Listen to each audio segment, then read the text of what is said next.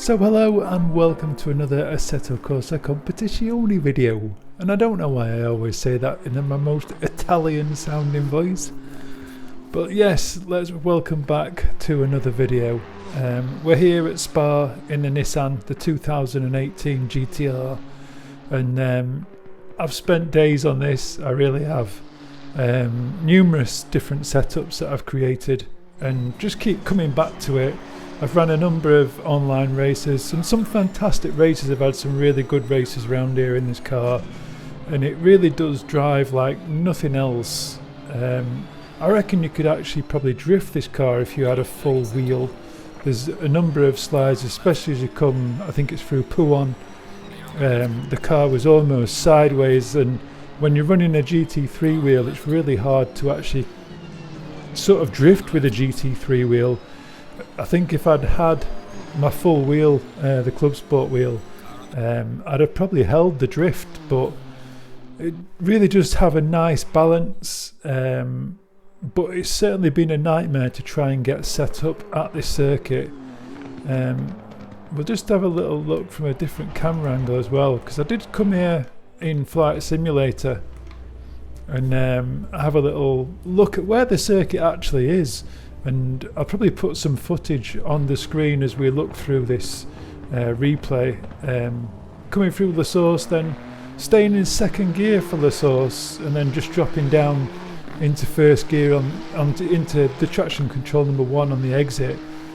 Absolutely flat out through Eau Rouge. Took a lot of time to get the car set up to go through there flat out. Would I go through there consistently flat out? I don't think so, but definitely during a qualifying session I'd be absolutely flat through there. Just depends on the level of grip on the circuit.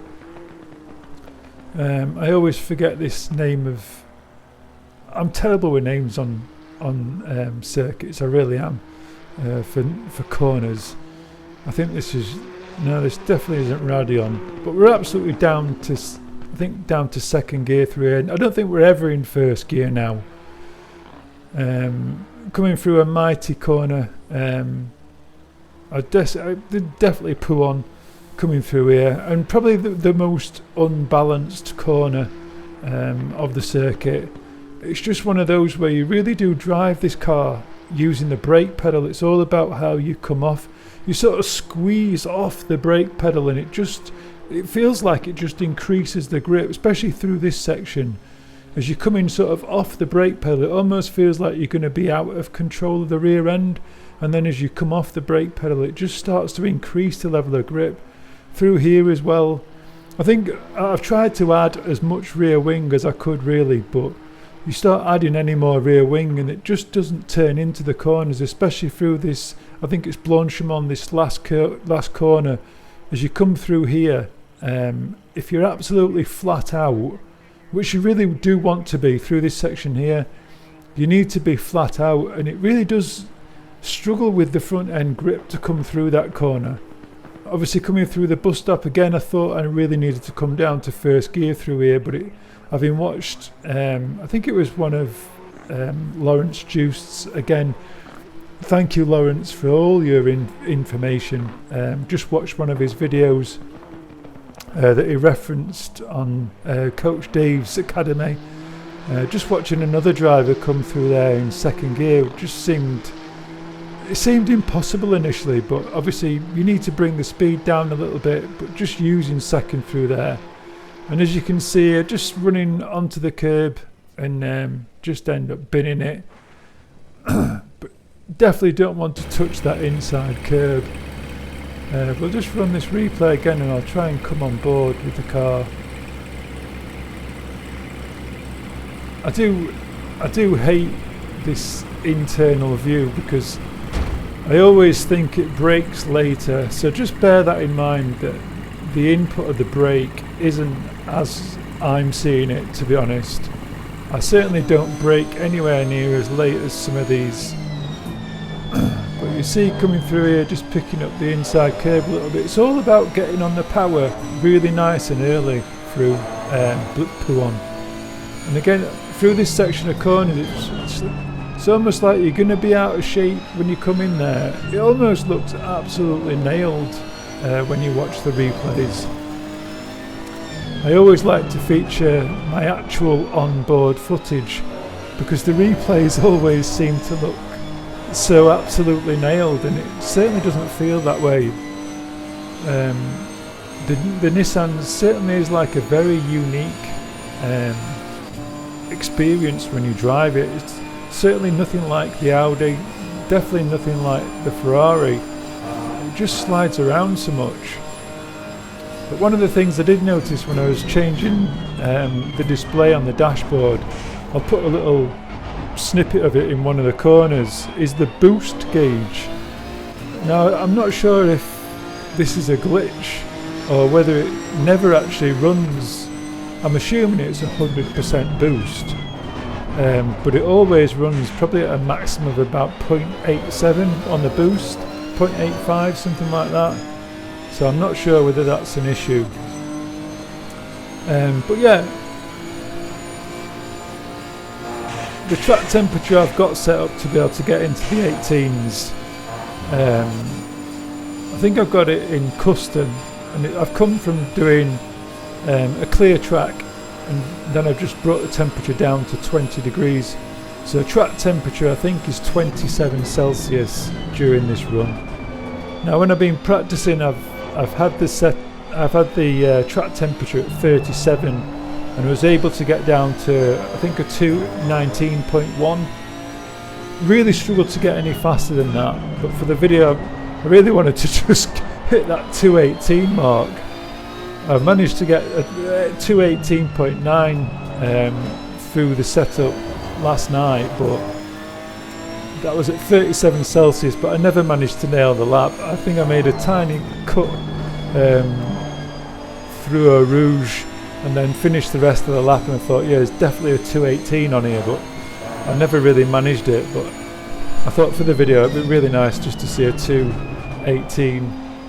But I do really like how the GTR handles, but I think it would be better probably with a full wheel rather than the GT3 we're in, because once you get sort of past that, you would like a little bit more lock, and I ended up sort of letting go of the wheel with one hand, and it all just went really pear-shaped because you can't feed the wheel back, especially you would really want to feed it back when you're sort of drifting, and I think I would have caught the drift, but not with the GT3 wheel.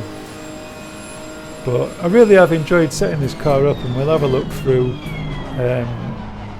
the setup in just a moment. I'm just going to go through Eau Rouge for one last time, and you can watch me bin it. But trying to get this car set up to go through Eau Rouge has just been an endless task. The car runs so close to the ground, and it just scrapes the ground every time. When we look at the ride height, you'll be thinking, how high is the car? But it really has taken a lot to get this car to go flat through here. And you can see just a tiny touch of that inside curb, and it's all gone wrong. A one-way ticket to the barrier, which seems to have been quite common in recent times. So let's return to this garage then. You can see there, I'll just look at the timetable so you can see that. If that's important to you, take away from it what you will. You can see the track temperature there, 29 Celsius, optimum conditions. So let's have a look at this setup then. So as you can see here, we've got a tiny bit more to play with, and I certainly would love to play with it, but when you come into multiplayer, the red section that you've got left here isn't available because I think it's 2020 regulations does limit the amount of camber you've got for some reason. I think that was a limit that got brought out for the 2020 season. I think there's no more than -4 on the front. Caster, I guess we could add a little bit more caster, but it just ends up feeling like you sort of reach a point where you add too much caster and you start inducing understeer. So I have sort of dialed this back a bit. I think I went to 16. it felt nice at 16, but as I came sort of back a little bit, it did seem to feel a little bit better. Absolutely maximum toe. I think if I could add more negative toe at the front, I would like to add more. And it seems this is probably one of the only circuits that I've come across where I'm actually running 26.2 psi or a very similar psi on every tyre. Usually they're quite different, but for some reason at Spa it seems to have a very equal number of left and right turns to warm the tyres perfectly, I think. And it's definitely important to get the tyre pressure right at this circuit. I might have some footage that I may display at the minute, where one of the races that I went in was, I think it was a 40-minute race, and we never actually ended up finishing the race. It actually, there was a system error on the very last lap, which was really frustrating because it was a fantastic race, and I'm not quite sure whether I might have just been able to pinch first place on the last lap. But yeah, one of the cars just started floating off as we went round P1, and then we got disconnected. But the tyre pressure, I really did struggle with it during that race, because I'd set the tyre pressure during the daytime, and then as you moved through the nighttime cycle, the tyre pressures and the temperatures dropped, and I was probably running at around 25.9 psi, and the car was just sliding everywhere. It was an absolute nightmare. But obviously if you pit when you've got the wrong tyre pressures, you're literally losing the race, you're throwing it away. So I just persevered with it. But tyre pressures, definitely try and get these to the 27.5 region, and probably between 27.5 and 28. You certainly don't want to be anywhere near 27, it just slides around too much. The traction control, I have got this set in this session, definitely use TC5. It just allows you to get the power down without stepping the rear end out too much. Even TC4 will step out the rear end quite a bit. ABS, especially at night, I was running it at 5. During the day I think 4 is perfect. It doesn't particularly respond better coming lower down at this circuit for some reason. Engine map 1, there's only 4 engine maps, I've tried them all. Obviously the higher up you go generally pushes it more towards the wet weather conditions. Just looking at the tyres there, as you can see we've got a fairly equal spread across the wear of the tyre, so I certainly think that I would be fine the way the car's set up to do a long stint. Now let's get into the nitty gritty really. I spent so long on this, I really did. Obviously you can see I tried this absolutely maxed out at the front when I was running 2 on the rear wing, but as I increased the rear wing to 3, I started to try and bring down the anti-roll bar at the front, so we got a little bit more aero working at the back of the car, and then we started to try and increase the amount of grip we've got at the front end, especially to try and get flat out through Blanchimont, trying to take Rouge absolutely flat out. Just needed the front of the car to stick better, but it is a very intricate corner to go through a Rouge flat out. The brake balance, I would run most of the circuit at 66.1, and especially La Source at 65.8 or even 65.5, just the one corner. So you're making one adjustment on this circuit. It just turns the nose in a lot better.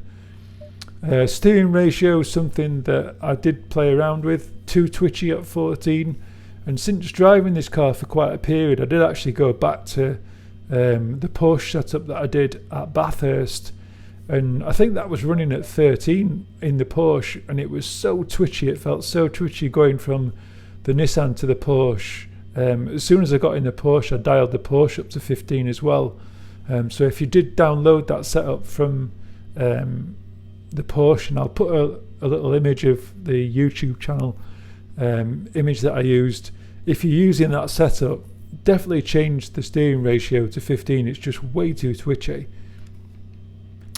So as you come down to the suspension, then just really trying to get rear end grip. So the more we can get the front end to be stiff, it's going to increase rear end grip. And like I said again, I brought the aero down to 2 at one point, and I was just absolutely maxing this front end. It was almost looked like this really, to try and get rear end grip whilst I got the aero down at 2. So just lowering the aero at the back of the car, or increasing the aero at the back of the car, allowed me to soften out the front end of the car a little bit. As you can see, I've sort of tried to stiffen a little bit of the rear end using the bump stop rate, but as well, we've really softened out the rear end of the car. Bringing the bump stop range down from 50 to 30 really did tighten the car up a little bit, and that made a huge difference to the lap time. I think I probably gained at least half a second dropping the rear end of the car. I think it was around here, the initial setup, and I think I had the preload at 200 at one stage, but bringing that down just to soften out the corner exit oversteer. Moving to the bump stops, or the dampers, sorry. A very intricate piece of work again, and I'm getting to the point where I'm using equal figures on this game. We just don't have any information as to what's happening with the dampers, and I really would like to see Kunos implement some sort of telemetry for console users, because it's literally driving a car on pure feel when it comes to setting the car up. And I've done so many changes with the bump stops, increasing them to what you would generally expect, these sort of figures really. The rebound should always be sort of half again what the bump is, and it just doesn't feel like it works better using that. It's a well-known formula really to set bump and rebound, and it just doesn't seem to work like that in this game. It doesn't feel any better. So look at the ride height, absolutely on stilts. There was a horrible accident many years ago at the Nordschleife where a Nissan GTR went lifting off the circuit over one of the well-known corners, killing a spectator, unfortunately. But the car really does lift off as you come over or up through Eau Rouge, and if you clip one of the curbs, it really does lift the front end off. So I was trying to keep the car with a good sort of rake, but getting through Eau Rouge flat out does seem quite a challenge in this car. It does scrape the ground quite a lot. I've got no idea how they've managed to run it so low in the aggressive setup, but it just scrapes like mad as you come through there. As you can see, running 3 at the rear wing, and if you add a little bit more rear wing, it just slows the car way too much down the Camel Straight. And just trying to keep as much temperature as you can. If you drop the brake ducts down, especially the front brake ducts, if you bring it down to 1, they're just going to be in the red constantly. So that is the setup, guys. We will take a little drive around the circuit as per normal. And I'll just try and point out as much as I can. So obviously making the adjustments in the MFD, I always keep it up on the left hand side. But the traction control, let's go to the settings first. Obviously the steering lock is set at 640, and as you can see the rest of my settings, I have got my wheels set. Force feedback is on 200, which is 100% of the wheel. But as you come down using my keyboard, I've got these set on my wheel, so they're very easy to get to on my wheel with my thumb. So I just swap between these on the exit. I have seen before, especially in wet weather conditions, sometimes changing the engine map instead. because you're going to use, let's say for example, 1 is the engine map that we're using now, and 3 may be the wet weather conditions. If you're using 3 in the wet, and as soon as you come on the straights you switch to 1, you get all the power from the engine during acceleration. So you'd swap between 1 and 3 maybe, or I prefer to use the traction control method, and I switch between 1 and 5 during this session. So as I come off the corners, especially the bus stop, accelerating out of the bus stop, I'll switch to 1 and then straight back to 5, so that when I come off the source I can get the foot down straight away and then switch to 1 as I'm getting more traction through the rear of the car. So I'll just try and show you how that goes. So as we come in here, you can see on the dashboard, I'll just switch internal dashers. So you can see down the bottom there, right in the center, we've got TC position 5. So I'll just switch. As you can see, I can switch between them there. So as we come off this corner, we're going to be absolutely pedal to the floor, and we get all the traction. You can see this in the throttle, there's nothing lighting up yellow at all. So switching back to 5, braking at 100-yard board. You'd usually come down to 2nd gear for this one, and then as soon as we've got traction, we're changing to TC1 and then back to TC5, and then we can make a quick brake adjustment for the rest of the circuit. Staying in 5th gear, you can see I make that tiny lift, but we're going to be absolutely flat out through there during the next lap. Changing gear at 242, really pushing 5th gear, but not all the way really. Braking at the 100-yard board, down to 3rd gear, and then picking up some of this inside curb if you can. Staying close on the inside, squeeze the throttle, and then a lift off, no brake pedal, just gets the car sideways, taking a little bit of the curb, braking at the start of the curb, down to 2nd gear. And as we come through here, we're going to have a little lift off the brake pedal. I'm sort of riding the brake pedal, and as you pump the brake pedal, it just pulls the car in, it tightens everything up. Up to 3rd gear, and as soon as we touch the sort of outside curb, we're braking again, down into 2nd gear and then accelerating off.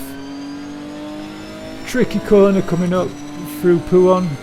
Little stab of brake as you come in, just gets the car rotating and then back on the power as soon as we sort of out towards the curb. Coming through the next set of corners, I forget the name, braking at the curb, and then we just ease off the brake pedal as we sort of hit the apex here. A little squeeze of the accelerator, pick up the inside curb, then back on the power. Another squeeze of brake, just releasing off it, let the car run wide out onto the curb, and then we're really trying to pick up this inside curb at absolute full throttle.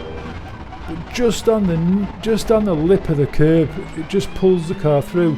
If you take all the curb, it really does start to slide the car and slow the acceleration. I always feel like there's more grip on the right hand side of the circuit here for some reason. It just seems to accelerate the car better. And then again here, we're really turning in very early to make this corner flat out. There's plenty of other cars that will do that corner flat out, but the Nissan really does struggle.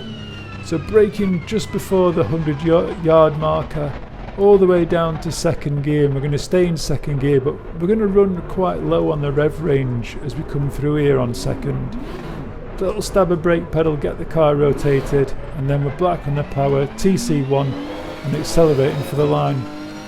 So let's see if we can do that a little bit more flat out, a little bit of a change on the brake balance.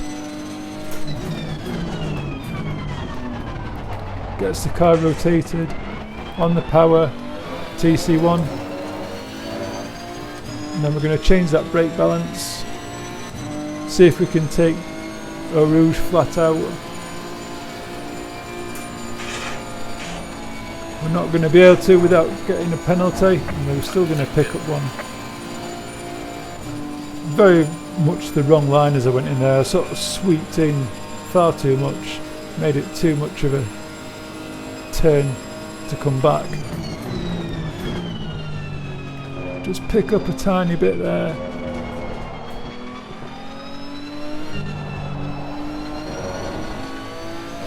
The accelerator really does rotate the car well.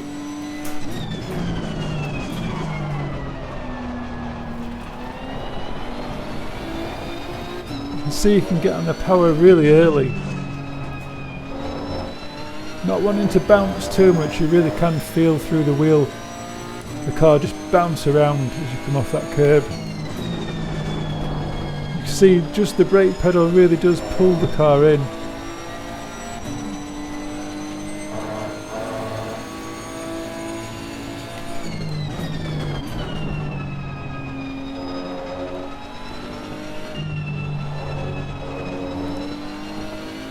Don't seem to be able to run so much curb in a lot of the other cars, but the Nissan really does handle the curbs nicely.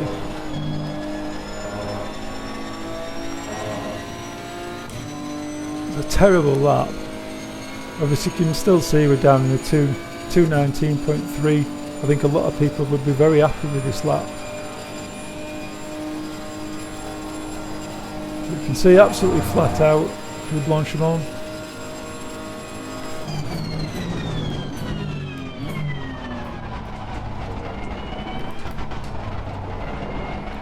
So starting the lap out,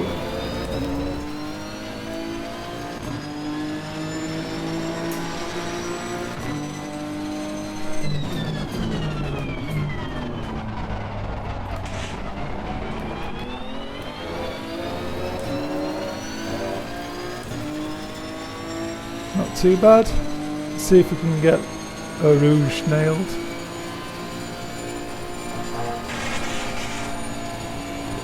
Nope. Oh, we've managed to get away with that.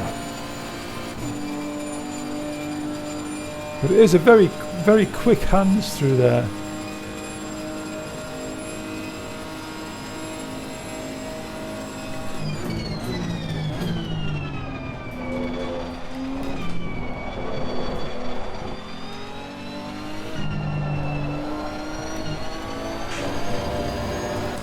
Getting away with this.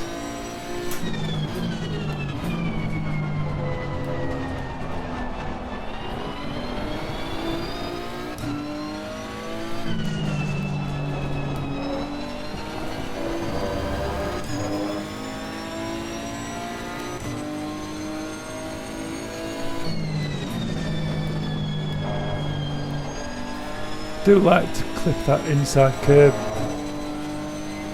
Just see that front right tyre is just not getting as much pressure.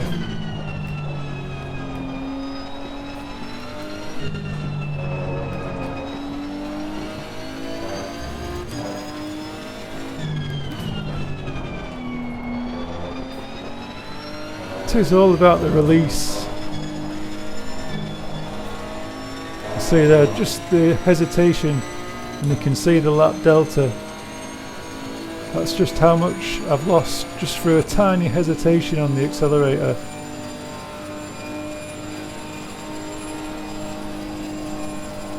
Just feel whether you're going to make that corner or not.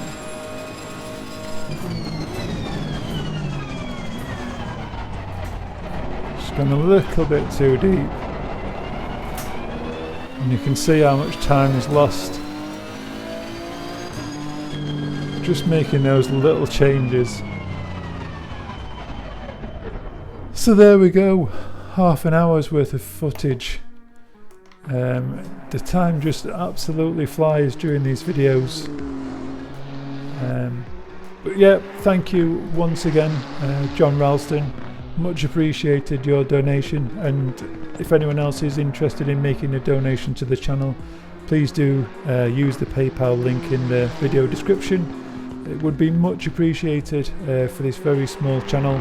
So close to hitting 4,000 subscribers as well, so if you are interested and you enjoy some of the video that you see in here, you want to see more setups, probably going to be the last video that I produce before we get the next installment of patches for the game. So much to look forward to in this next patch, available on download, which I'll probably be available for myself. I certainly won't be buying the boxed version on the 24th release. So yeah, definitely looking forward to everything. I know that I've mentioned that 1.8 isn't coming in the next patch. I'm assuming it's going to be something like 1.7.5 or 1.7.8 or something like that. Certainly going to be looking forward to 30 car grids. As you can see, we are running at 60 frames per second currently, but they're saying we're going to get a full stable 60 frames. I'm kind of hoping still for more than that for some reason. But yeah, definitely looking forward to changing all these fields of view. It'll be nice to actually sit in a position that's relative to yourself. I certainly have never seen a dashboard so big, especially in the Ferrari. But yeah, please do like and subscribe. It would be great to hit that 4,000 subscriber mark. But yeah, I look forward to doing more ACC related videos, and yeah, just getting more content out there. It's been good to get back doing more regular videos since finishing renovating the house that I've been working on for the last year. So yeah, thanks for watching once again. Not sure where I'll be going next, looking at a different setup, but yeah, I'm sure we'll find somewhere. I think I'll be probably covering everything that's related to the 1.7 point whatever in the next update on the 22nd of February. So I'm sure that video will all be about the new changes. Obviously the button box issues probably still not there, and there's probably so many things in the next launch that people will moan about or still won't be happy about. I know there's people with Fanatec direct drive wheels using the Xbox that are having issues. Obviously the 2.5 Fanatec wheelbase is working an absolute treat in this game. The force feedback is absolutely mega, to be honest. So whether they make any tweaks that upset that, I hope they don't. But yeah, until next time, ciao for now.